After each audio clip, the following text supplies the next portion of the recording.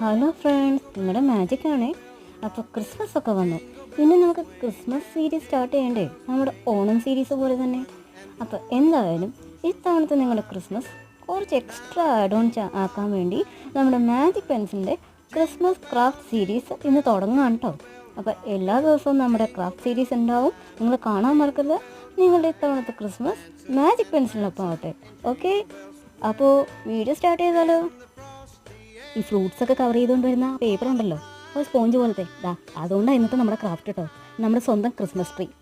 ക്രിസ്മസിന് മുമ്പ് നമുക്ക് എല്ലാ ഡെക്കറേഷൻസും ശരിയാക്കി വെക്കണ്ടേ. അപ്പോൾ അതുകൊണ്ടാണ് നമ്മൾ ഇന്ന് തന്നെ നമ്മുടെ ക്രാഫ്റ്റുകൾ തുടങ്ങിയിരിക്കുന്നത്.